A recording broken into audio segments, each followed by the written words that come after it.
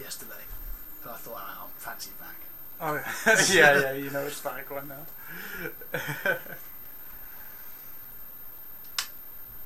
So look, we can even see ourselves. Wow!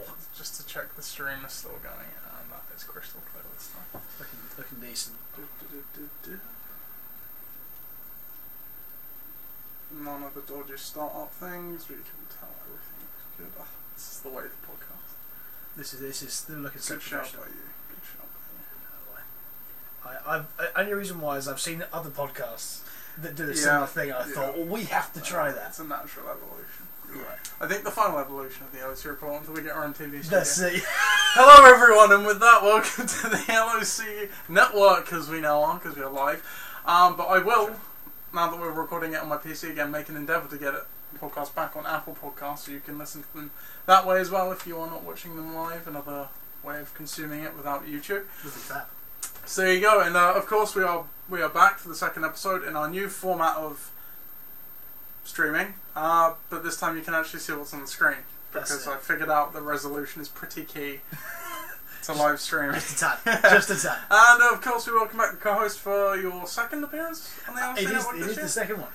Good. So welcome back. Good to have you. How's it going, co-host Chris Leach? It's second of many. It's going very well. That's it. It is. This feels as though it's our most professional setup yet. Yeah. Because not only do we can we see what's going on in front of us and talk to you about it, you can see exactly what we're seeing. So definitely. So yeah, having to point things out and whatnot, we don't have to do that anymore because you can see it. Exactly right. And boy, do we have a good one for you today, because it is, of course, much anticipated first show of the season. Yes. I haven't got my show schedule in front of me because I've forgotten to do it, and I've also forgotten to record myself, just in case this all goes tits up. So I will do that very quickly. But of course, it is the Week 1 draft recap. Sorry, the draft recap and the Week 1 preview. So if you're watching live, please message us on the Facebook group. We will chat with you live on air, I guess. Absolutely. And usually we'd start off the show with the league news, but we kind of need to actually tell you who has who before we can do the league news. That is true. So we would just dive straight into it and go with the draft recap. Now, 10th annual draft, 10 years, 10th anniversary draft for the LOC. Yeah. It's great to be in the league together that long, but it was a good draft, I think you said. You were just saying before the show. Absolutely, yeah. We were just chatting beforehand, and I think that this time the quality of the draft was the highest so far. I think that we across the league have sort of learned what sort of strategy you want to go for. You know, there are picks that might seem silly at the time, but they are. There's a reason for everything. Exactly right. So you take the first D in the 8th round. Well, that's okay. But also there wasn't a lot of silly picks this year. Not a lot of pointless ones. I think that really shows the competition is increased. No injured players who won't play for the entire year being drafted. There was a potential of that happening, but you put that to bed right before the draft. Didn't happen. So it weren't a professional one. So. Yeah, exactly. So I guess we'll just walk through draft day. So we all rocked up obviously as well. I set the score for everyone, and then we obviously watched the annual draft video, which almost wasn't, I think, until a few days before the draft. But what did you make of this year's draft video? Yeah, so every year it's got a different theme, and this year was the Hall of Fame. Absolutely. We'll post that on YouTube as well if you want to relive draft day and watch that again. That's it. Of course you do. So straight after that, we obviously revealed the inductees into the Hall of Fame and all the other votes. So the inductees were Tom for his terrifying 2 of the 2 highest scoring weeks in his history in a row, in fact. My dad's 15-1 season in 2009, the unrivaled season, the best season in LOC history to date. And of course, my playoff clinching title winning stretch in 2010, from weeks 9 to 16, I went 7-8, clinched the playoffs and won the title. So those are the 3 voted inductees, and also I was inducted by the committee, not myself, can I just hasten to add, as the commissioner. Is it the same thing? It's like the Communist Party Chairman G, isn't it? I'll tell you exactly how it went down. I said to them, right, we have a committee inductee. Would you guys mind if we inducted me, as in I'm not just going to induct myself. Do you think? And they both said yes. They said yes. Fair enough. It was a 2-part democracy. Exactly. That's what the committee is for. So I am no longer the judge, jury, and executioner Stalin of the league. It is in fact run democratically, and obviously we have votes and everything as well. So absolutely, that was the Hall of Fame inductees, and if you didn't see them, but I'm sure you did, here are the banners that we got for the Hall of Fame inductees. So I didn't explain these a lot on the day actually. So obviously you've got what's written on the Hall of Fame class, whether you're a first ballot Hall of Famer or not, and then the name for what you're inducted for, and obviously the description. All I can say is that you definitely want one of those. You do. They're pretty cool, I must say. I wasn't expecting to no, that's it. on the cheap get something like this. I mean, I had to design it myself, you can probably tell, but other than that they just printed it on. So you'll notice if it's got a blue trim, so in future this is my plan. Blue trim means first ballot, right? Red is just not first ballot but inducted. How about white? White trim is the committee's inducted. Ooh, okay. And if you're really, really clever, you'll have figured out that red, white and blue are the colours of our league. That's it. There you so go. There's a reason to everything. And of many other things in life. The American flag, whatever you want. But that was the logic I went with. So. The flag of France. The flag of Great Britain as well. That's actually where we're actually from. Yeah. So we kicked off with that. Then we saw the Corona Bowl logo. For those of you who didn't see it, because I didn't share it with the other people on draft day, I do have it here. Give me 1 second. This is the other benefit of doing it like this. That if we call on Audible, I'm easily able to do that. It is Corona Bowl X. Very easy to show it. There you go. That's Corona Bowl 10 logo. Thought I'd do something a little different to mark the 10th year. Obviously, we've got the 10th anniversary season right in the middle there. What do you make of Corona Bowl 10's logo? Corona Bowl 10, that's it. It's the subtlety is the thing. So that's the subtlety of the X. Yes. Because that's it. That X means a lot. You know, that's it. Yeah. So X is obviously 10 in Roman numerals for those who aren't Roman. Yes. We're not the NFL here. When it's 50, we're going to use an L. I'm going to put it at the end of L, like they fucking should have done for Super Bowl L. Yeah, that's absolutely. But no, they went with the actual number 50. That's right, because they're pretty thick Americans, but we're obviously not a thick American. No, so we can use 40 more years. We will be using that L. That's it. You wait. LOC 2054. Yeah. 50, 54, 58. 58. 58. Yeah. So then we obviously had the draft, and the main reason why we were there. Let's not look at that just yet. Nobody wants to. But we do want to look at round by round and team by team. So we kicked it off as usual. 90 seconds on the clock. We had our draft order and everything. Sorry if that's a bit small. Actually, screw it. We'll zoom in. We can zoom. We don't need to do. So we'll go through it round by round. Talk a bit about the round, maybe my favourite and least favourite player. Yeah, I think that's it. That's fair. So we'll do it that way and then circle back at the end. So round one, then we have pick 1 Todd Gurley, 2 Ezekiel Elliott, 3 Lev Bell, 4 David Johnson, 5 Antonio Brown, 6 Alvin Kamara, 7 Melvin Gordon, 8 Leonard Fournette, 9 Saquon Barkley, 10 Kareem Hunt, 11 DeAndre Hopkins, and 12 Odell Beckham Jr. What are your takes on round one? Nothing particularly surprising here. I have to say, obviously, a lot of running backs go in the first round. First 5 picks, as expected. Absolutely. Really 6 as well. Yeah. It's kind of 7 on, where you can jiggle it about a bit. Yeah, I think so. I think Melvin Gordon's a fairly safe pick. He's a volume back. Yeah. That's much like Leonard Fournette. They're just going to get volume and get points. And then you get to Barkley, where, yes, he is likely to be a volume back. Yeah. There's plenty of weapons in that offense, don't get me wrong. They haven't had a running back there for a number of years that has really been a top tier elite running back, I suppose. So I can absolutely understand why Ollie has taken him there, because there's plenty of upside. I mean, Christ, we'll see this later on as well. This is kind of a theme of his team. Yeah. But yeah, I totally agree with that. And I think that if you want to you roll the dice a little bit in the first round, for someone who could be great, there you are. Much the same as the next pick, actually, because Kareem Hunt was that guy last year. That's probably the most interesting pick of this round, purely because early in the draft process, he was a first rounder, but he has slipped a bit recently. Yeah, I think so. And there's absolutely no doubt in his ability. No, absolutely not. It's more, I think last year he was the only guy on that roster practically. That's right. Or because Spencer Ware obviously tore his knee up. But he is back this year. It's a bit of a different offense without Alex Smith there now. Yep. So those are the reasons. As you said, there's absolutely no doubting his ability. And then Hopkins and Beckham to run out. So do you have a favourite pick? Favourite? Do I like a favourite? No, do you know what?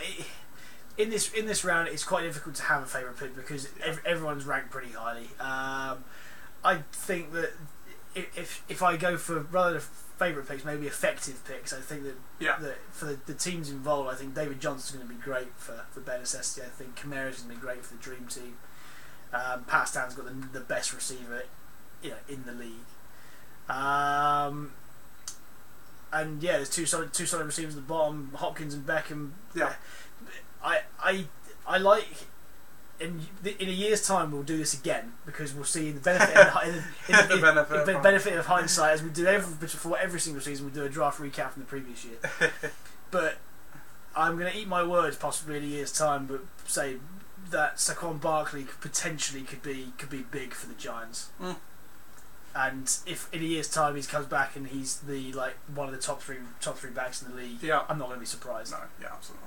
And just a quick check that we are in fact getting Sam because I did not do that pre-check. We are so good, so we can continue. That's excellent. Always a good thing to check on your pre-show check.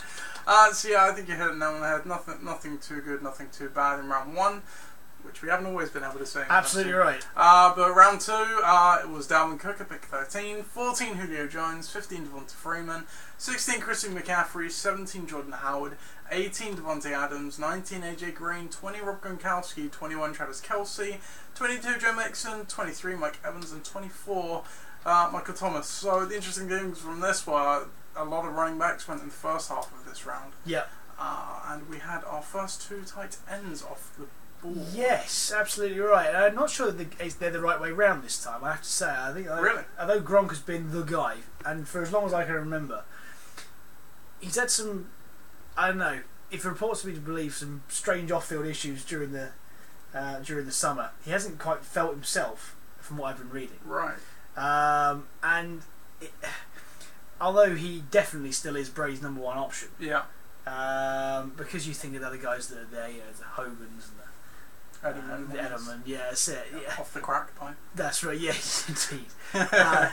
Gronk is that red zone target, and absolutely he's going to get plenty of touchdowns this year. But that's it. It worries me that he's not physically feeling himself, and for such an injury-prone guy, I don't know what to make of that. There's no question when healthy, which I think you have to, unless a guy's already injured heading into the season, you have to assume it's going to be the case. Absolutely, yeah. Far and away the number absolutely, yeah. So he is the guy. Yeah. But Kelce, you can't. For me, Kelce was the odd pick here. Round 3, I'm perfectly fine if you really want one of the best tight ends. Yeah. Round 2, I get it's pretty nearish the back. Just felt like a bit of a reach. He could be a bit of a touchdown monster. I don't know. He's not. This is the thing with Kelce. If you really he's the want opposite. He's the yardage guy. He could be that guy, though. They haven't got anybody else. They've got Tyreke Hill and Sammy Watkins, as well as Kareem Hunt. That's it. I don't see Tyreke Hill being that guy. Right, I'm going to put it a different way. So, Travis Kelce had the pretty much nearly a good a season as Gronk last year. I think 1,000 yards and a handful of touchdowns, playing with established quarterback Alex Smith. Yep. A pretty much rookie quarterback, first-year starter. Okay, they usually like their tight ends, but are less productive. Yep. Because it is their early years. At best case, he's going to match his production, which was good, but not, Gronk level production. Is what I'm trying to say. What I'm trying to say is, I think the upside you're getting there is pretty much what he did last year in terms of points. Maybe the yardage comes down, as you say, and the touchdowns go up, but it probably levels out roughly to where he is. Yeah. But he might not even get that because of the quarterback. I feel as though Big Pat. Now I guess what I'm going to call him this year because he is. Yeah, he's got big expectations there. It's a risky move from the management to put him in there, but there's no doubt that as you say, a rookie quarterback likes a tight end, and I think Kelce's going to only benefit from that. The other two receivers, yes, Tyreke Hill. Problem with him, I find, is that if it's either he's off and he's going to get a 50-yard touchdown or nothing.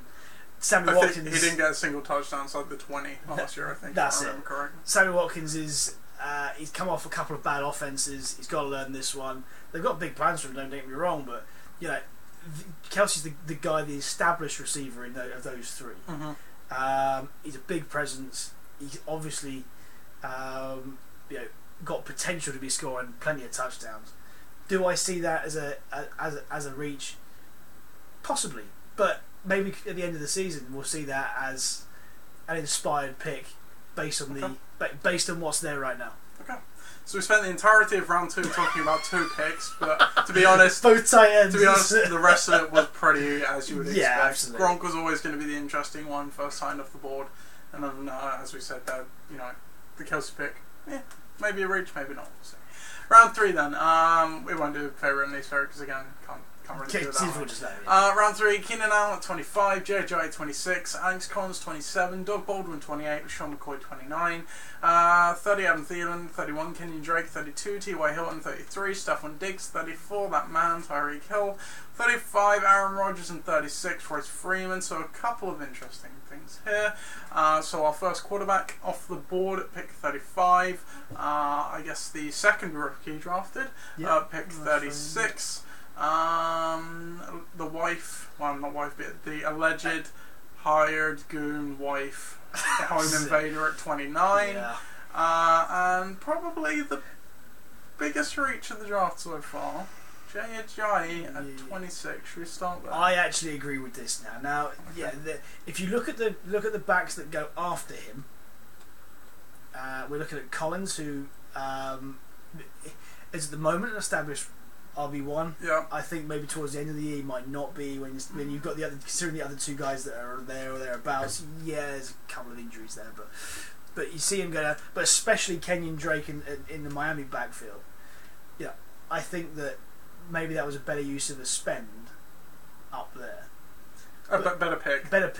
Yeah, I agree. For sure. Yeah. If you're looking to pick that position, if you're looking to pick other positions, I mean, Yeah, I mean, Baldwin, Thielen, Dalton, Diggs, Hill. Maybe not, but Rodgers. But certainly, and Ajayi, he may be good for 3 downs, but he's not going to get the goal line work. I don't even think he's good for 3 downs. He's good for 2 downs before the pass catching back comes on. The problem with Ajayi is as well is, yes, he's a good runner. He's a bit streaky. He kind of goes hot and cold.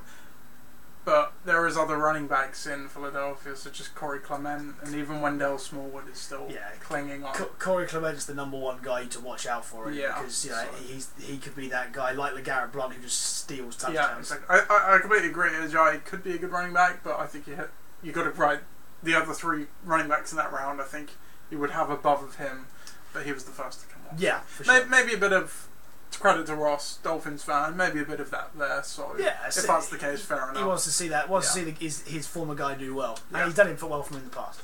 Yeah. LeSean McCoy, the off the field stuff aside, will he miss games? Will he not? We don't know yet. Yeah. Based on pure footballing situation, that's probably about right. I think great player, would ordinarily probably go higher than this, but due to the dumpster fire that is the rest of the Buffalo Bills roster, that's the problem. That's where he goes. Other than that, let's talk about Aaron Rodgers quickly. So this was a bit of a funny pick because Ben tried to pick Le'Veon Bell in the 3rd round, only for him being told that he was obviously gone. And blurted out Aaron Rodgers with about 4 seconds left on the clock. Yeah. What do you make of Rodgers in the end of round 3? Do I think that he's a reach there? No, I don't. Don't think he's a reach. I think if you wanted to get him, he might have been there for Bennett. Basically 2 picks later. He is undoubtedly now, I would say, in the top 2 QBs in the league. Maybe 3. I think Wilson, Rodgers, and Brady all form. For different reasons, I guess. I guess Wilson's got value because he can run. Yeah. But I think in pure touchdowns, then you've got Rodgers. Who can galvanise an offense? Yeah. With just their presence being there. Rodgers is that guy. Brady is that guy. Yeah. Rodgers is that little bit younger. He's got that. Bit more injury prone, but certainly. Yeah. Has he got more weapons around him this year? Yeah, yes, I think he does, and that's where his value is. And has it got the potential to score a significant amount more than the next QB? Yeah, I think he does. Yeah. So if you consider what the next few picks are after Rodgers, is he a better option than those? I would say that yes, he is. Yeah, but it was kind of strange because usually in the LOC draft, when Rodgers goes, or you know, one of the top QBs goes, it kind of starts that QB run. Yeah. Which in previous years, yeah, you probably would have had to take Rodgers in round 3, if not maybe a bit earlier, to secure his services. He falls to hit, but it doesn't start the quarterback run, as we will see in a second, which is probably the most interesting thing of all. So if we mosey on to round 4. So pick 37, Allen Robinson. Pick 38, Derrick Henry. 39, Juju Smith-Schuster. 40, Deshaun Watson. 41, Lamar Miller. 42, Mark Ingram. 43, Zach Ertz. 44, Amari Cooper. 45, Rex Burkhead. 46, Russell Wilson. 47, Demaryius Thomas. And 48, Marshawn Lynch. So we have a couple more running quarterbacks off the board. Wilson is definitely, I think, a good pick. He was by far and away the quarterback 1 last season. Agreed. Let's just stay on the vein of quarterbacks for a second. So if you want to nab him in the 4th, I think that's okay. Deshaun Watson at pick 40. Now, but I'd notice the strategy for the draft, as we will see when we review the teams, was clearly go big or go home. Yep. I get he probably needed to, or at least felt he needed to take Watson in round 4 to get him. I don't know if that's necessarily the case because he is a high risk pick. I'm not sure if anyone would have taken him before he came back in round 5. What do you make of the pick? That's right, and I think if you, in your heart of hearts, would you have taken Watson over Wilson right now? And I wouldn't have done that. No, definitely not. So, I get that. You want to go for the upside, and I get that for a long period of last year, I say a long period of last year, he was injured, but for the time that he wasn't there, he wasn't injured, he was absolutely electric. Yeah, that's true. You just worry that it's only a few games on tape. Coaches wouldn't be able to game plan against. I agree. Figure out how to stop him. I agree, and yeah, you can see that the full package, the whole skill set is there. And again, it's someone that galvanised the offense for a while. Definitely. No question. If he hits the upside, 4th round pick is probably right. With the same round as Wilson. We don't think it's silly. And I think maybe the Texans have a better all round offense, offensive line as well, which the Seahawks don't have. So, yeah. But there's no doubt that Wilson, even even last year they had the same problems, was still the QB1. So if they improve that, he's going to be even better QB1. True. We'll see. But we talk about Ben's team again, and has it compromised him by picking Rodgers where he has? The answer probably is no, because the only 2 players that have gone before him are, as we saw in the last round, Royce Freeman and Allen Robinson before he picks Derrick Henry. And he needs a running back in this round because he hasn't got one yet. So, has he left it too late to pick a running back? Possibly, because you now pick up Derrick Henry, who has the potential, if he's the only guy. Yeah. I think even he doesn't need to be the only guy to have value. His touchdowns are his Lewis is a very defined role. He's not going to bang it between the tackles. They might give him a few runs. In my view, Henry is that runner. He's going to get the goal line carries. And he's proven it over the last couple of years. So I'm okay with Henry in round 4. Other than that, I guess Mark Ingram maybe. Round 4-5 was roughly where he's going. I think Mark Ingram 4 weeks suspended, but when he comes back, he steps into a pretty sizable role. He's going to be that guy. Yeah, absolutely. Yeah, and he's going to have a similar role to what he had last year, and that was even in a timeshare with Kamara was still good. Yeah. And the final one I'd probably pick out there is Rex Burkhead. Now we'll come back and evaluate this properly in a couple of rounds if you remember why. But first of all, pick Rex Burkhead. Don't get me wrong, he was a great player for me last season. But with New England, it's always a bit of a roulette. A few running backs actually going to do anything on any given week. Now, all the reports out of camp, to be fair, in the preseason have said that Burkhead is going to be the focal point of the offense in terms of running, receiving, and red zone. He is a bit of an all-rounder in that sense. But you've got the knee problem you've been hearing about. you've obviously got a first round running back on the bench, James White, who's always there. You've got quality competition. You know, Yeah. that's it. As you will see later, viewers. Yeah. I guess the point I'm getting at is, was this a bit early for Burkhead? Now, again, caveat: round 5-6 is pretty much where his ADP was. Yeah. If you want him, you got to get him. Yeah. You got to get him there. And yeah, I think the upside again is substantial. Sure. But yeah, that's right. There's plenty of question marks hanging over him. But again, at this point of the draft, who do you go for? Do you go for someone who's maybe not so safe but has sort of a higher upside, or do you go for someone like Marshawn Lynch, who, you know, barring miracles from Doug Martin to try and get himself as the starter, which probably won't happen. You know, you've got him who's one of the best goal line backs in the league, and who's got a starting job, over someone like Burkhead, who's possibly got all three nailed down, but possibly doesn't. Yeah, that's the choice. That's the choice you have, and I can see why he's gone for it.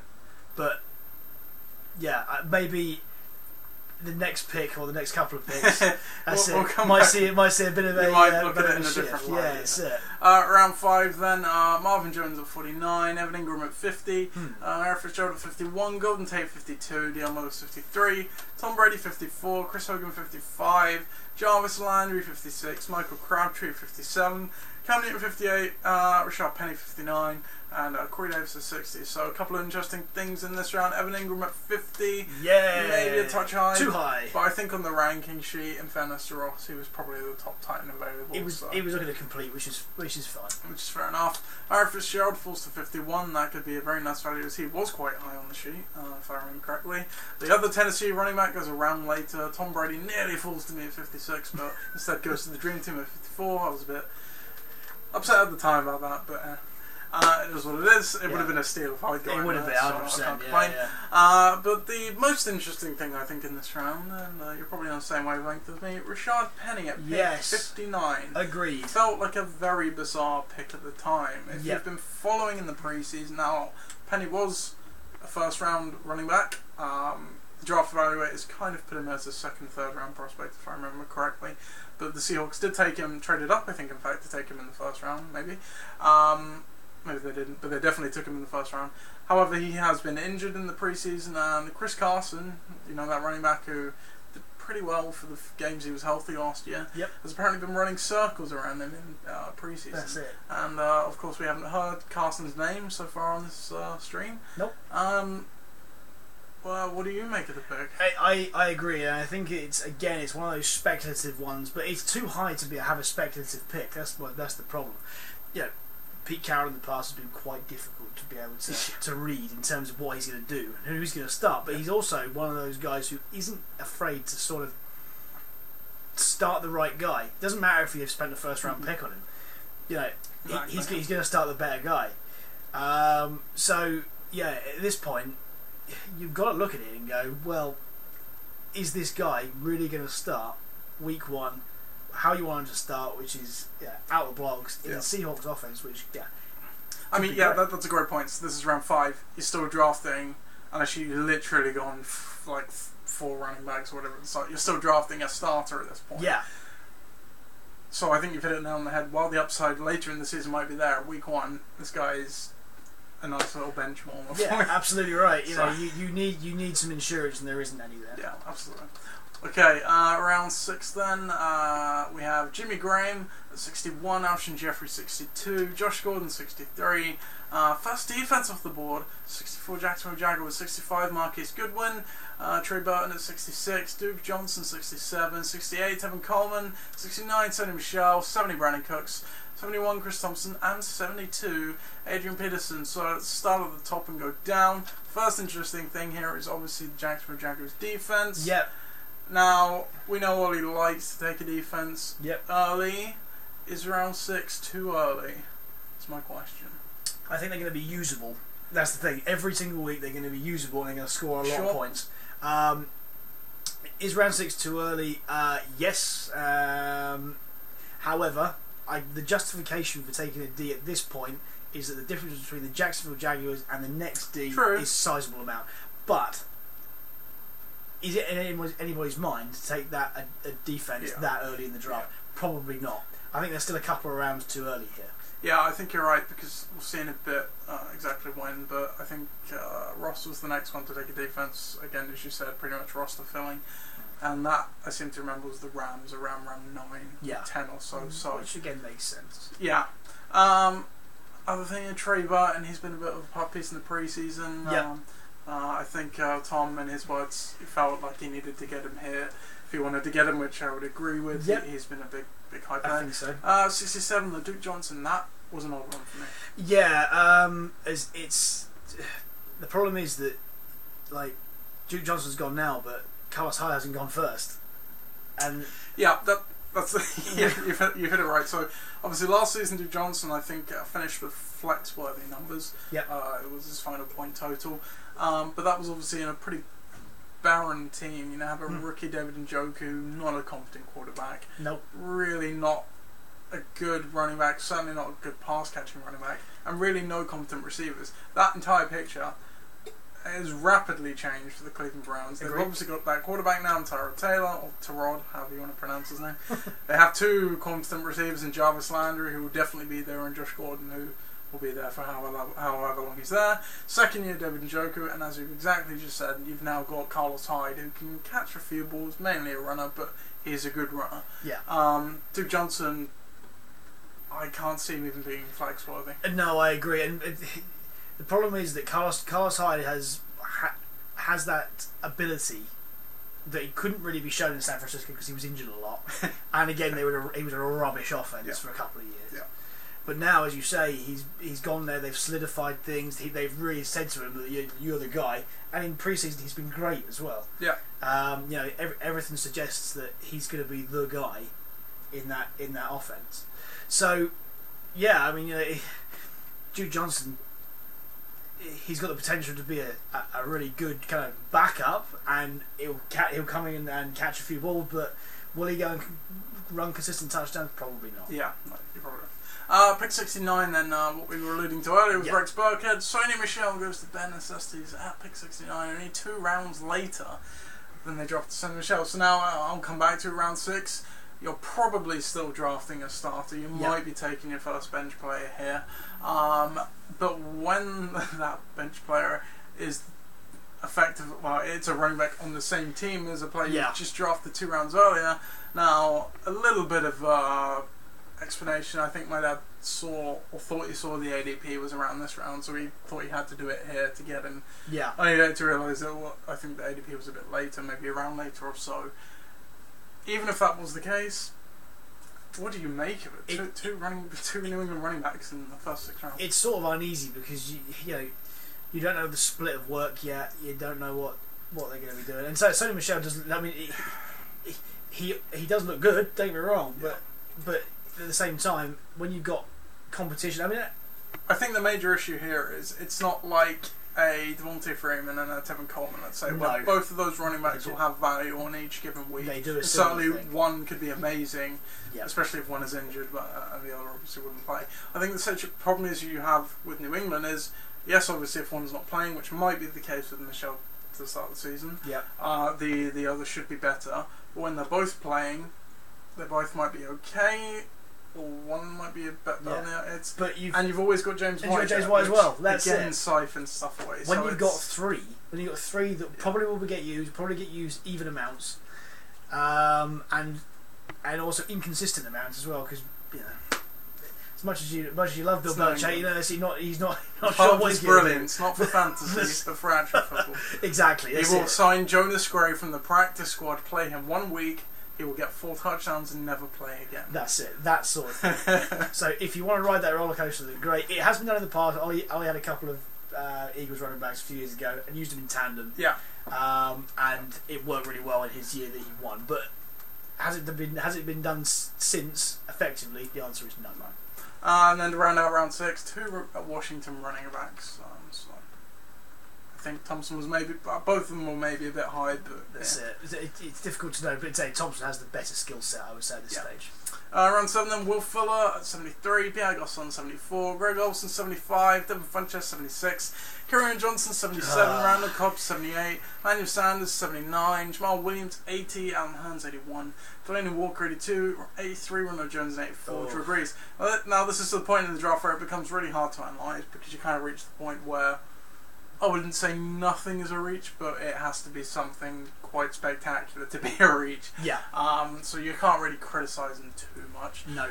So if we just look down it, maybe Randall Cobb, but if he returns to form, I see that as pretty solid. Other than that, Jamal Williams maybe, but again, there's that competition, so there's a reason he's suppressed. Ronald Jones is the one for me that stands out.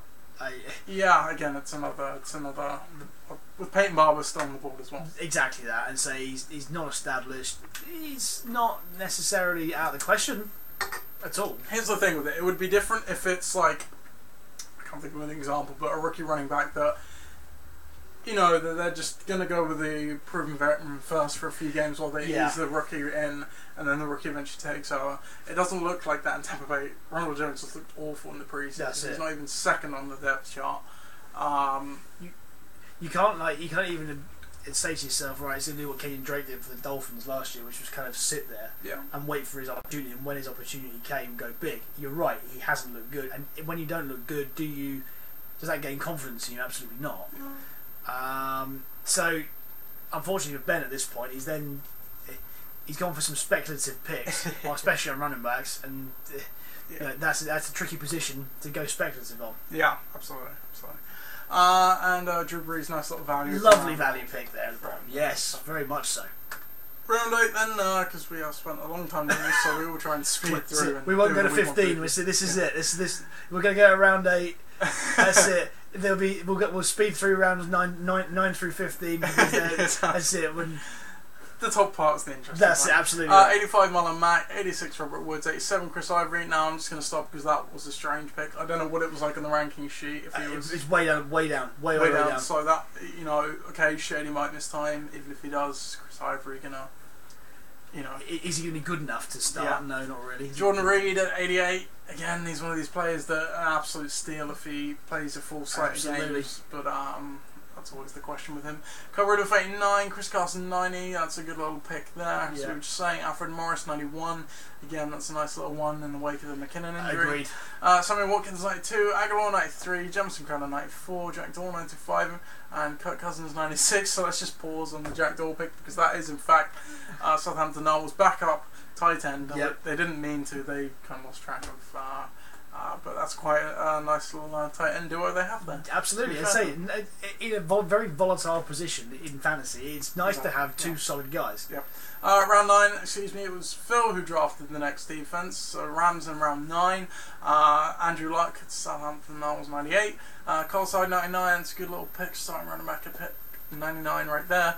Carson Wentz 100, Matthew Stafford 101, Peyton Barber 102, Rivers 103, Kenny Stills 104, Tariq Cohen 105, the Jimmy G, the baby goat 106, Isaiah Crowell 107, Kenny Golladay 108. This is where a mixed bag starts to happen. Yeah, it is. It's very speculative at this point, to be fair. 109 Aaron Jones, 110 Philadelphia Eagles, 111 Minnesota Vikings, 112 Keelan Cole, 113 Ben Roethlisberger, 114 Kelvin Benjamin, 115 Julian Edelman. That could be a nice little stash until he comes back. Agreed. 116 Robbie Anderson, 117 CJ Anderson, 118 Sterling Shepard, 119 Cooper Kupp, 120 Tyler Eifert. We weren't joking when we said we were going to speed through it, but I will stop if there's anything interesting. Jordan Nelson 121, Devontae Baker 122, John Brown 123, Sanu 124, Latavius Murray 125, Chargers D 126, Austin Eckler 127, Matt Breda 128, obviously the other running back that could benefit greatly from McKinnon's injury. Agreed. Donta Foreman 129, Tyler Lockett 130, and Njoku 131, and Bilal Powell 132. Moving on to round 12. Calvin Ridley 123. This is where we see a lot of the rookies go who You know, maybe they don't walk into a role straight away, but could blossom as the season goes on. Yep. Giovanni Bernard 1 through 4, DJ Moore 1 through 5, Jordan Wilkins 1 through 6, Alex Smith 1 through 7, Dak Prescott 1 through 8, Corey Clement 1 through 9, Mike Williams 1 for 40, Matt Ryan 1 for 1, Ravens 1 for 2, Texans 1 for 3, and Moncrief 1 for 4. Round 13.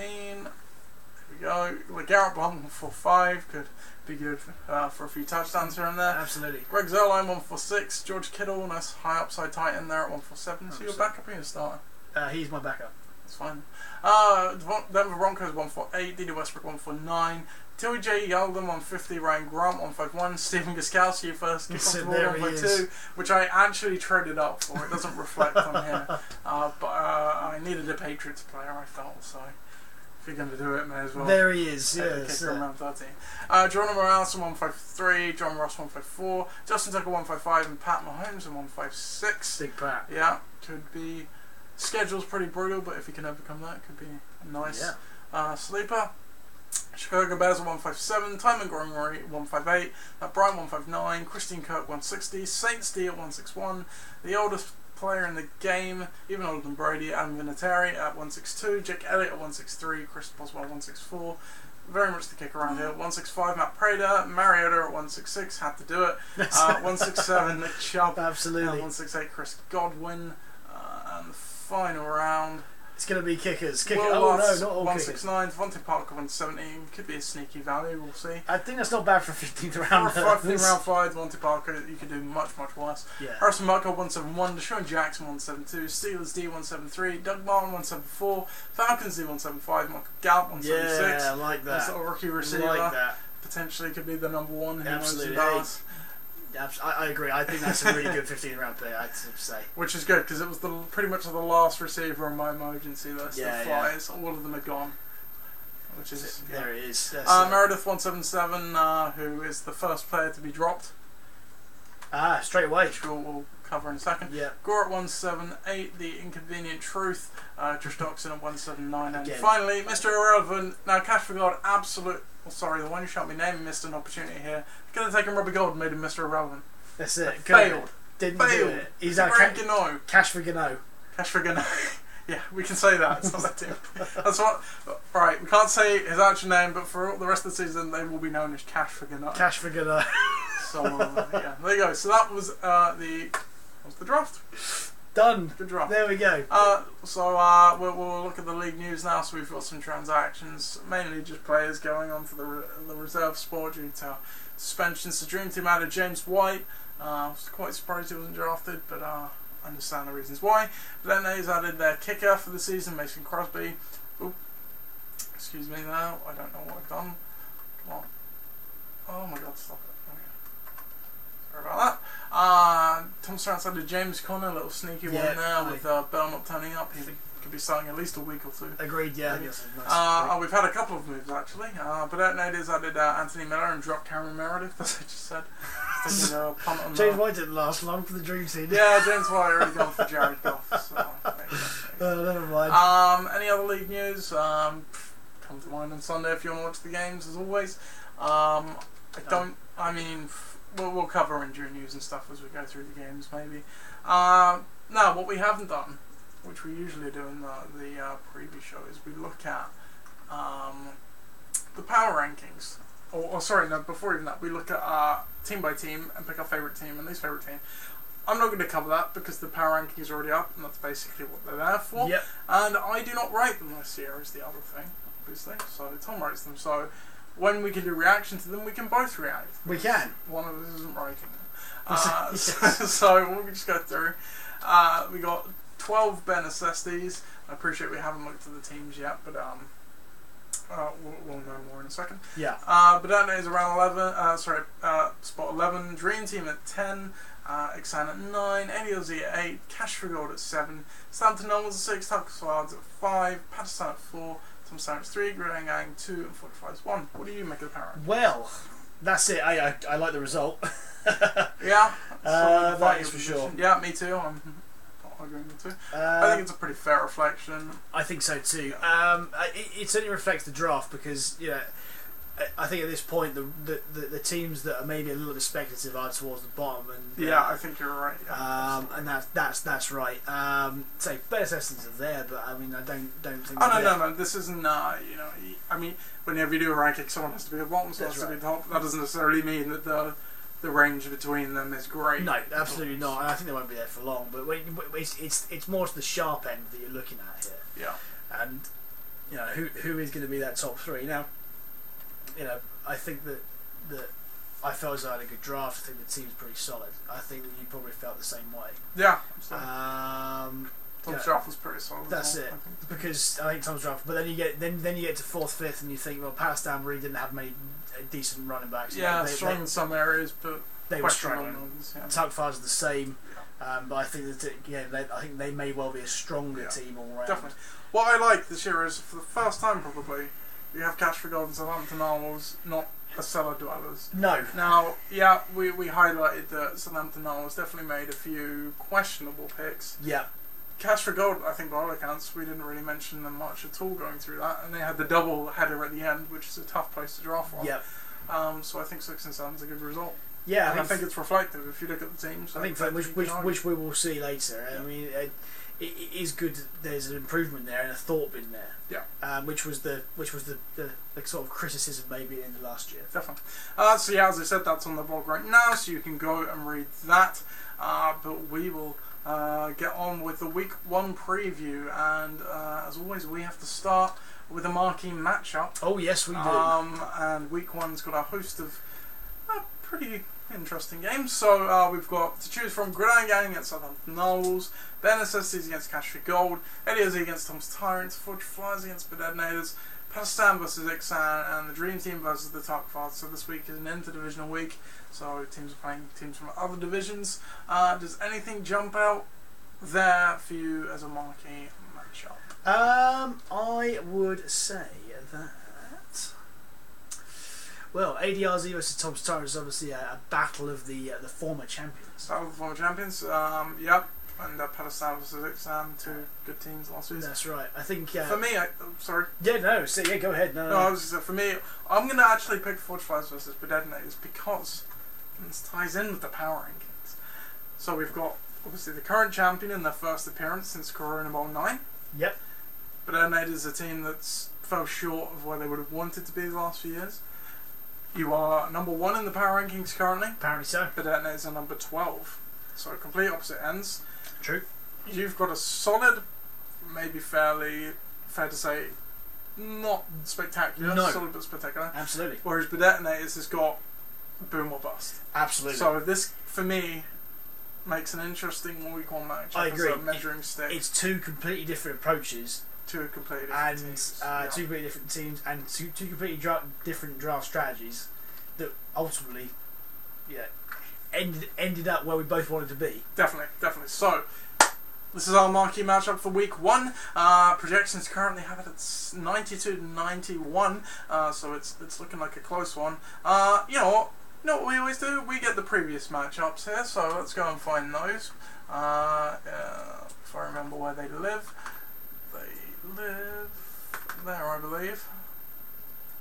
So that's going to open in a second. While that's opening, you can look down the teams. So obviously, are you any unchanged from draft day there, Chris? Just apart from Le'Veon Bell. Let's say Le'Veon Bell. We will cover the news, as I said, per team. So for your team, Le'Veon Bell still has not reported to the Steelers at the start of recording this podcast. Yep. And I did in fact see a note that he might not be there for a few weeks. So maybe a bit of an early season blow to your team, but no doubt a boost when he comes back. Absolutely. Otherwise, I think you're pretty much a clean bill of health and everything. Kittle did injury shoulder, but should be good to go Week 1. Yep. Not that you're playing him at the moment. Not yet. On Bedednators' side of the ball, Keelan Cole, obviously, he's benefited from the Marcus Lee injury. He's been announced as a starter with Dante Moncrief. Christian Kirk is not a starter. He is behind Chad Williams, I believe, on the depth chart. So nothing else to add there. Alan Hearns isn't starting for Dallas supporting Ollie. Yeah, I think Keelan Cole probably, in terms of, you don't really know how the Cowboys receiving core is going to shake out. Not yet. Not yet. Cole, I think especially after last season, he's at least a starter. Yeah, I think Cole against the Giants is a better matchup than Hearns versus Carolina as well. In Carolina. Yeah, I would agree. So if we look at the head-to-head between the two teams here, so we can see Badettinators are 7-5 against Fort Flyers. So it's a pretty close one usually. Yeah.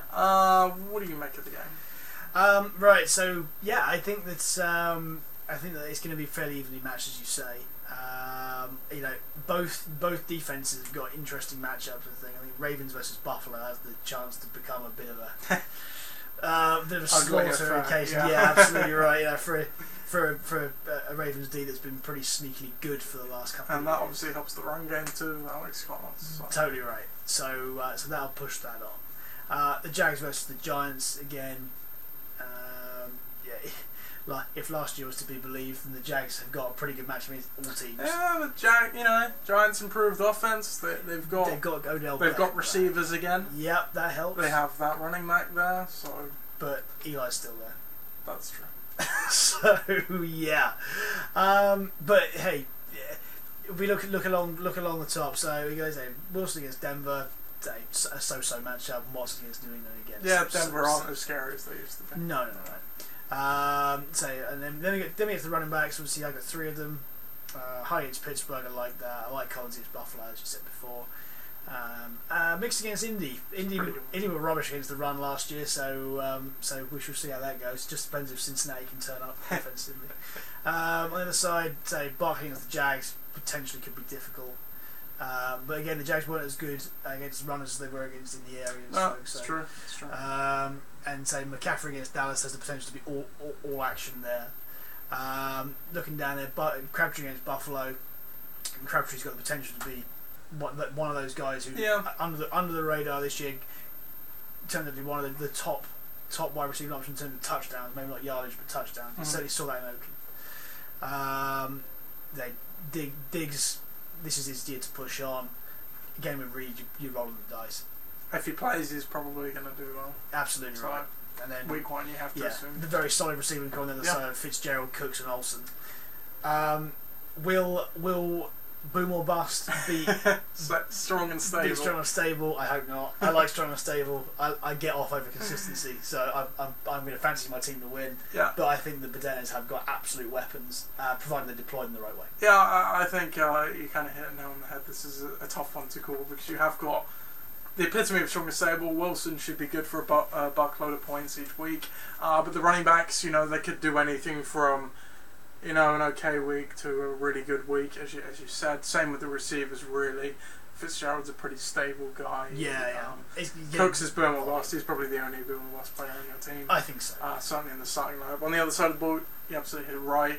It's got the potential to explode or not really do anything. It's a really tough one to call. And usually with the case, even with the boom or bust teams, they usually fall somewhere in the middle because of that. Yeah. It's a tough one to call for me. I'm going to go with your team because I'm another coach from the school of strong and stable. Unless you're talking about conservative politics. Don't do that. Don't do that, people. If you put a gun to my head and I had to pick one, I would pick you by hair. But it also wouldn't surprise me to see Badettinators go off week one. That's absolutely right. And so we've seen teams week one do that. Absolutely. And if there's 1 week to do it, it's when everyone's feeling fresh and feeling keen. Absolutely. So Palestine now against Ixan. Projections currently have this one at 99 to 93. So again, it's another fairly close one. History of this matchup. I think Ixan is down here. They do. Or Ixan is down there. Known. They are 2-3 against Palestine all time. So not many games between the two. Pretty split. Looking down the lineups. Any team news to report here? Not starting. I'm really seeing nothing interesting. So if we take a look at the lineups, anything that's drastically changed since draft day, not really on Pakistan. Tevin Coleman is a starter. I didn't realise that, but yes, that would make sense given the draft. And then Ixan's side of the ball, again, I think they're pretty true to how they drafted their team. What do you make of this matchup? I think here it's going to be an interesting one because I see that it's Derrick Henry playing Deion Jones. Dion Lewis. Dion Jones. Who did I come there? I saw Lewis and said Jones. Henry and Lewis have played each other, which is going to be a little bit interesting. And I think this is the early season marker of really where these guys value all is. pre-draft concepts of value completely change after week 1. Yeah, completely change. So Pat Stan, I think here they've drafted their receiving core is frighteningly good. I mean, you look at Brown, you look at Cooper, and you look at Gronk, and that is where the value is. Yeah. Plus Matthew Stafford, who is, he's always going to be that QB who likes to wear it out, and he's got receivers that he can throw to. But unfortunately here, that they've got on the other side, they've also got a formidable receiving It's core. a game for those of the fans of receivers. Yeah, for sure. I mean, say Jones and Hopkins. That's it. That is, if you had a dream team, that's it. They'd be there, right? And certainly in the conversation anyway. As you said earlier on the pod, Njoku has the potential, I think, to be. Yeah, he's one of these there. guys. Yeah, But again, he's another one who's sort of unproven. And Robert Woods is. Well, I think what I said earlier in the draft was that he's beige. He's one of those. I think this is the issue with all the LA Rams receivers. It's kind of what I said to Tom. It's like if you have to pick one to go off, it's Cooks. Yeah. Really, they're probably by season's end all going to be within about 20 points of each Absolutely, other. Yeah, they're pretty similar. So you know what you're going to get with a guy like that. Yeah. And he's been there a year. He did well last year. I think he's earned Goff's trust. So yeah, it's difficult to say. I think the weaknesses in this team, on both teams, are running backs for sure. Yeah, it's quite interesting because if you look down, like you correctly highlighted it, both have great receivers. I think you give the edge to Ixan just because of Amari Cooper's a bit of a question mark on Pedestal, but then, as you already said, Brown is the very best in terms of fantasy, at least. For sure. Then you've got Gronk against Njoku, which is a clear advantage for Pedestal. But then you've got Rodgers against Stafford. Now, Stafford's no slouch, but Rodgers is obviously in another tier of his own. Absolutely. So you can't really split them on that, and then you get to the running backs. The flex, I'd say Lewis against Woods is probably fairly equal too. But you've got McCoy against Coleman and Crowell against Henry. So again, you probably match McCoy and Henry there. Two backs that will need volume, I think, this year to be viable. Yeah. And then Coleman and Crowell, who I think Crowell's not a sexy player. He might be a co-star with Bilal Powell. That's exactly. But so is Tevin Coleman. Yeah, that's it. So it's a very equal matchup. Yeah, that's it. And I'm not sure. I think the points have it for Pat Stan maybe too high because I think Shady's is too high. Okay. For you don't think he can fall into the end zone? I think he can fall into the end zone, but I just don't obviously get the opportunity to get there with the. He can't run. He can't run the whole lot himself. Not for 4 quarters of football. No, that's it. Man, it is hard. I just think that the Brown, Cooper, and Gronk have the potential to be better than the three of Jones, Hopkins, and Njoku, even including Rodgers in there. Cause I think Stafford on his day can match him. Yeah, I think that's fair, and I can't really split it down there, so I'm going to split it on really something pernickety on the defences. Yes. Because if you look, we've got Steelers v Cleveland. Now I'm not just going, Cleveland suck, because they are much improved. They are. Yeah. But even if it's marginally, I think Steelers defense will do better against Cleveland than the Eagles will against Atlanta, because I can't see the Eagles winning that week 1 game. Despite being at home. With Wentz out and Jeffrey out. So I'm going to pick Pedestal based on that. But again, it's another close one.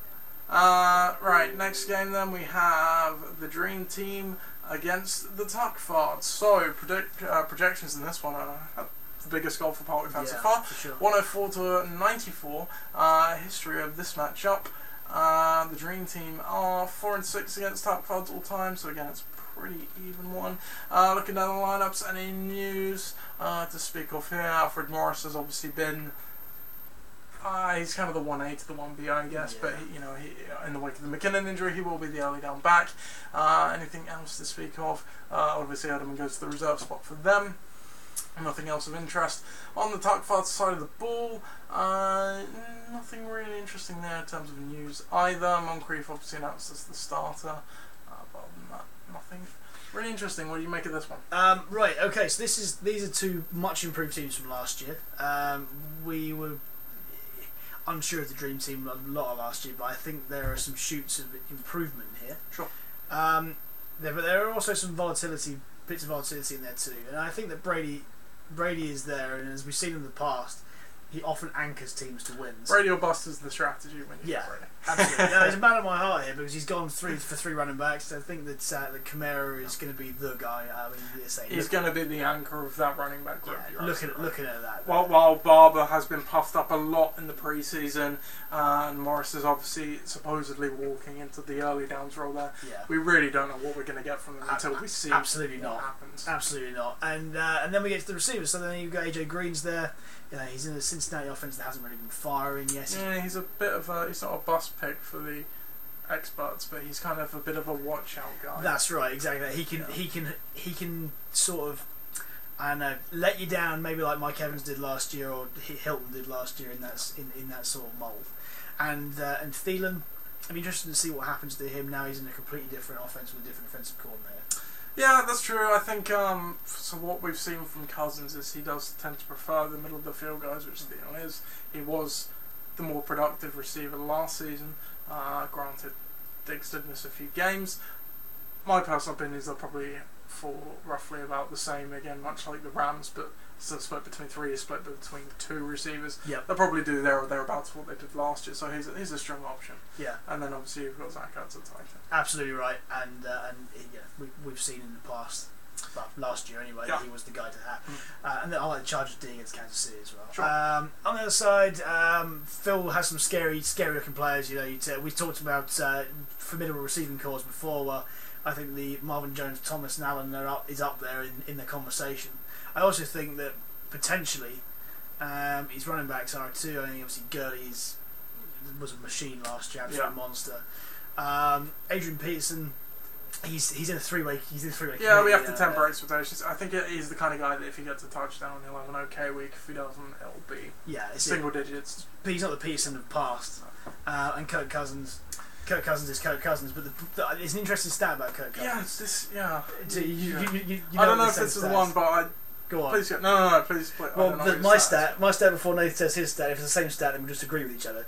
Is that he's had, I think, as many minus 18 or under 18 fantasy weeks as he has over 25. That's an interesting stat. I wasn't going to lead in with the stat there, but I like that because it kind of reinforces what I'm saying.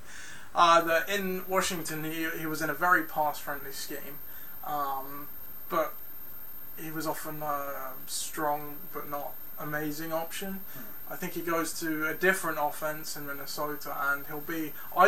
So in round 8, I was thinking, should I take a quarterback here? Cousins was the one I had highlighted, and I did a little reading on Fantasy Pros just before I was on the clock, and it completely warded me off of it because it didn't make me think he was going to be any better than the other players in the same tier. No. So I just waited because I didn't see the point.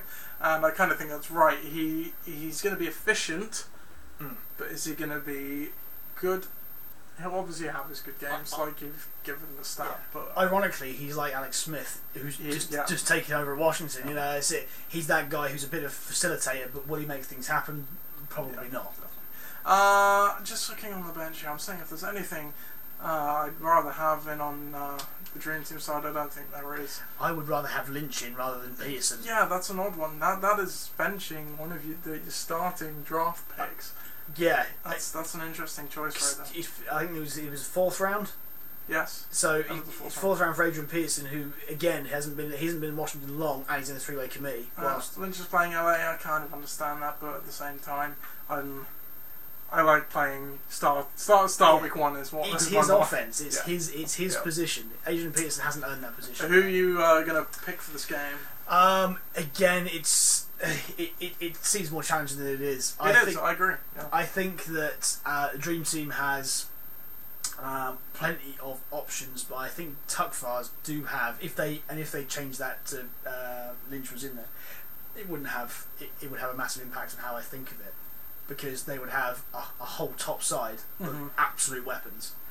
So I think that the Tuckfars probably have the advantage here.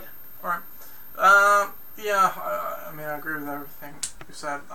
I'm just going to highlight Marvin Jones as well. We didn't really speak about him. He's kind of a guy that He definitely had a really good season last year.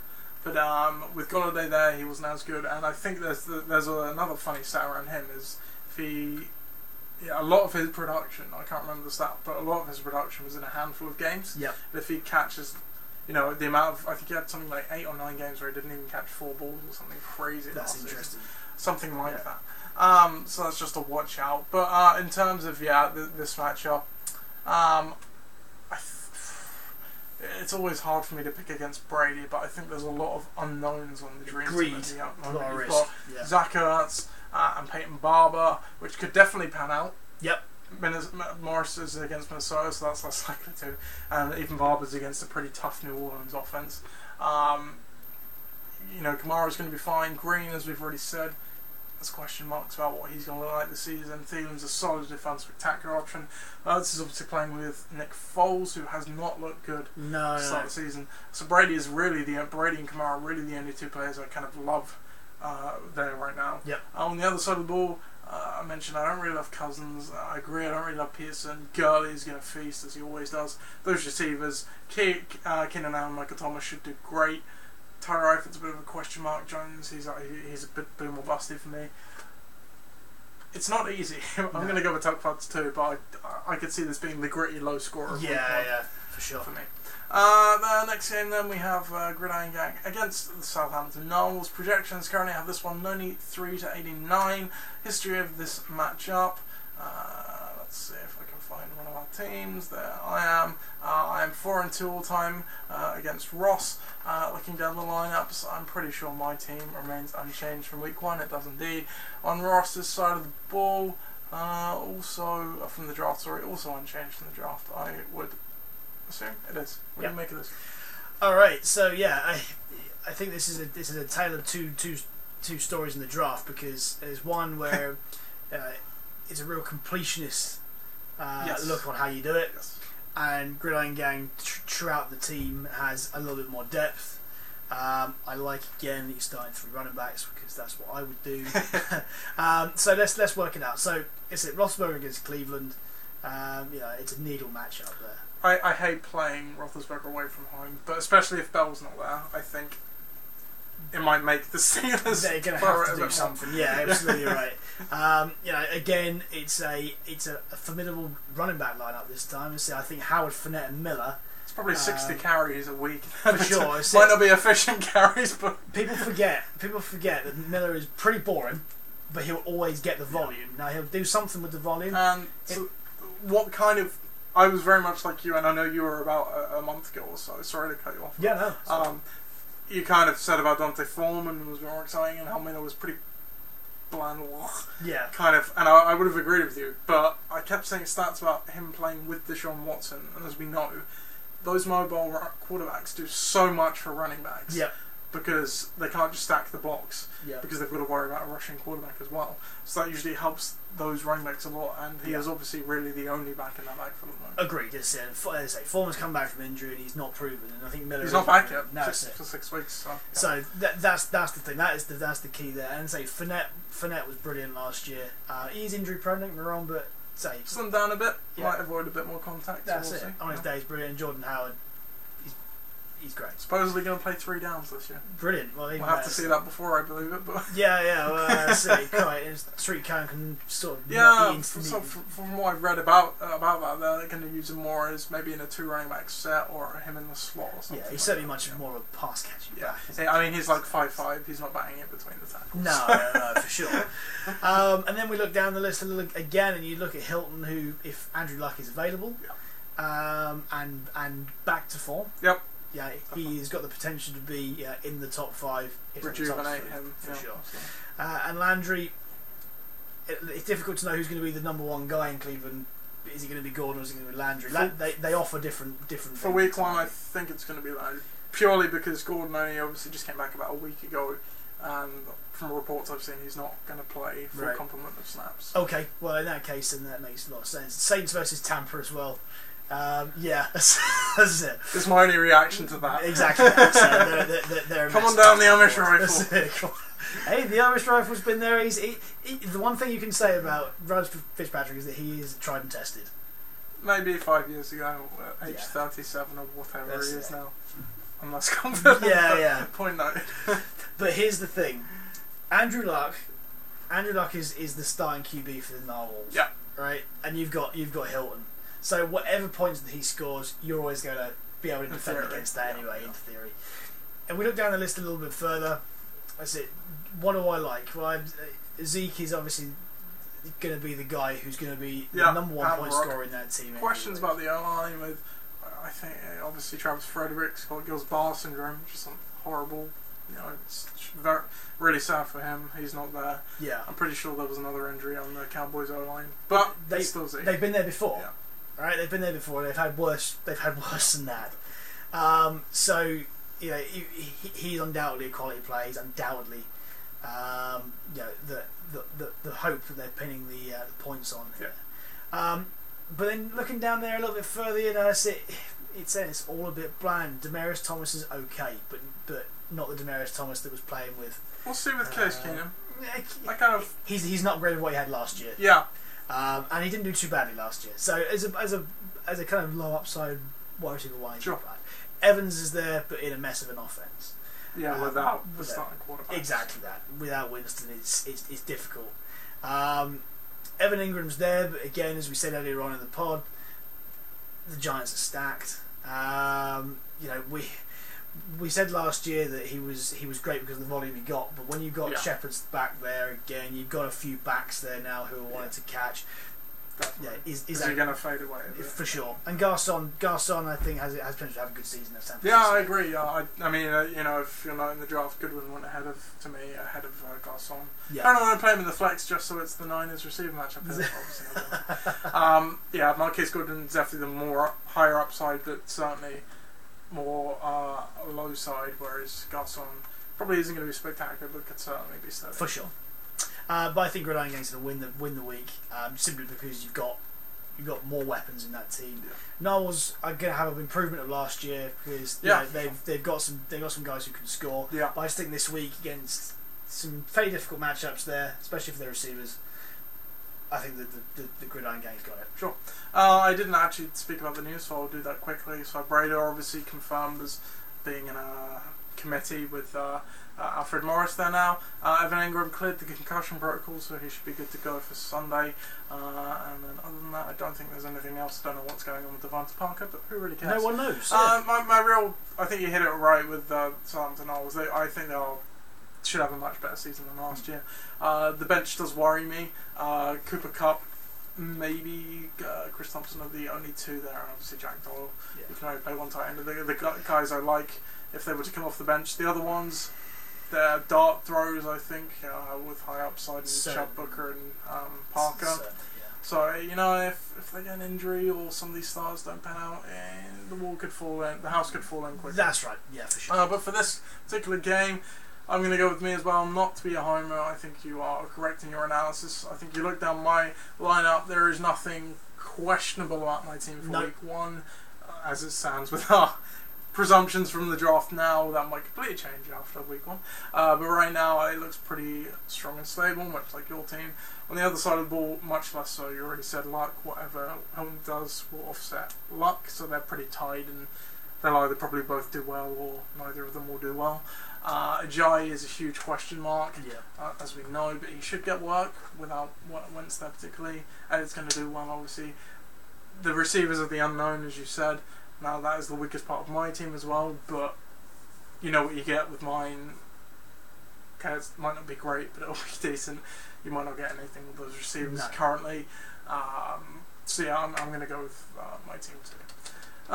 Then moving on to more for you, we'll try and wrap up quickly. Not every episode will be this long, I promise. We had to fit two podcasts into one. Basically. Well, this is what we usually do, but anyway.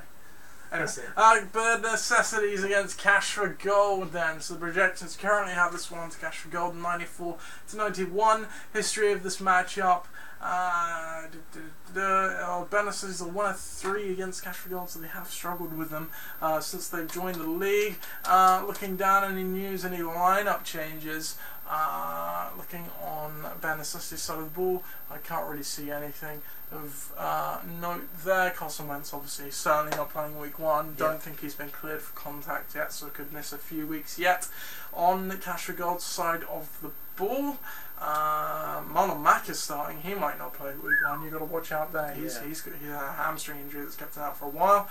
Aaron Jones is now confirmed. The tags are updated. He was already suspended for 2 games, but he can go on your reserve slot and you can add another player there. Other than that, no news to speak of. What do you make of this matchup? This is fairly challenging too. There's a lot of this actually this week. There's not already a clear cut winner for me. So let's break it down. So Ryan against Philly and Breeze against Tampa. I like Breeze against Tampa better. It's an intimidating place to go, Philly, and Ryan has the potential to get intimidated. But, sure. but he's not called Matt. Philly might be on a bit of a hangover though. Yeah. Maybe, but I see Breeze having a better one. Right, so then we get to the end of the backs, and they're Cook and Freeman. As we said earlier on, Freeman's an interesting pick. I think he's going to be the guy. He's been announced as the starter, so I should have covered that. Apologies. He's been announced as the starter now. So that's it. And Dalvin Cook again. He's the starter. Though for how long? If Latavius Murray manages to weasel his way back in, I don't see that happening. Yeah, it's not bad though, to be fair. Yeah, from what I've seen from the preseason. He's not bad. He's not bad. And then you got David Johnson and Burkhead. So David Johnson, you're going to guarantee what you're going to get with him. Burkhead not quite so much. I think for the early weeks of the season, certainly when Michelle might not even be playing, I think you could take out Burkhead for a quite big role. James White. I still think Burkhead's you are the Patriots. James White's not banging it between the tackles, no. If they're going to hand it off to someone, it's going to be. It's them. I guess they got Jeremy Hill as well. Forgot about that. That be as it may, I still think Burkhead's going to be okay until Michelle gets healthy at least. That's it. And they're playing Houston, but we'll see. It'd be interesting to actually, as a completely aside point, see how Houston bounce back now they've got JJ Watt back. That's very true. Because they look like they were missing him a lot. Yes. Right, so receivers. So Ben Assessi, let's go with that first. So it's solidity. It's funny. It's kind of the slot receivers versus the outside marquee receivers. The big guys. Yeah, that's it. Yeah, it is. So I say Beckham and Robinson on one side. I think Beckham against Jacksonville has it's going to limit him at the very best. Robinson against Green Bay. We don't know how it's going to work yet in terms of Chicago and their receiving calls. They've got a lot of receivers now. And Trubisky, is. Does he like throwing to the outside receivers? Still learning. Yeah. Whilst you have Tate and Baldwin on the side who are tried and tested. I think Tate's a really unsexy pick, but he's really effective in what he does. I think Baldwin's much the same. He's that, maybe at his peak is low end wide receiver 1, certainly high end wide receiver 2. Sure. It's very much a case of, it's steady receivers that are going to get you maybe 15 to 25 points between them on a given week, maybe 30. Yeah. And on the other side, you're probably going to get anything between 5 and 50 from those two. That's it. So it's very different dynamic. The tight end matchup is interesting. I said it earlier on in the pod. Kelsey has potential to be the guy. I think the guy that Mahomes is going to dump off to. But Graham again, is he going to be the first tight end that's really going to make it work? Very touchdown dependent. Yeah. I think. That's it. No, it doesn't. Yeah, Rodgers won't necessarily need to use him for yardage, whilst Kelsey will be needed to use for. And then let the flags, Mack and Funchess. I think let's go ahead and assume Corey Davis comes in there. I think so. I just can't see Mack playing. No, I think Corey Davis is a better pick than Funchess. Just because. More upside. Mario hasn't got a lot to throw to, and Corey Davis looked great back in the last year. So, with all that being said, it could come down to matchups on receivers. And I think that Ben Assessi has got those better matchups. I think the Bears against Green Bay is a really difficult on the D for the other side and cash for gold. Yeah, I think Broncos at home against Seattle got more of a chance. I mean, Russell Wilson, Broncos D isn't what it's true. But will Breeze against Tampa offset that? It's so hard. It's so hard. I know what I'm picking, so you can have a few more seconds to think. I'm gonna kind of go with the shock cash for gold pick. Oh. You already said it. I like the Drew Brees matchup. I'm quite high on the Dalvin Cook and Royce Freeman combo there. Cook is Cook. He's going to get fed, and I think Royce Freeman could be a really good running back. The receivers, as we said, Beckham, he's got that tough matchup. I think at worst, he's still probably going to get about 70 yards, though. Yeah. He's going to get his. And then Robinson, you're right, I think you can kind of view, in week 1 at least, anything you get from him as a bonus. And then I think if Corey Davis comes in as well, I think that's nice. On the other side, Matt Ryan, you said he could have a good game, but it's not a guarantee. David Johnson is going to do well, but Burkhead, I think he will do well, but it's still a tough one. The receivers really I really do like those steady receivers. Those were 2 receivers I was actually ending up with a lot of mock drafts. Yep. But for this particular week, I'm not a great fan against the potential of Cash for Gold.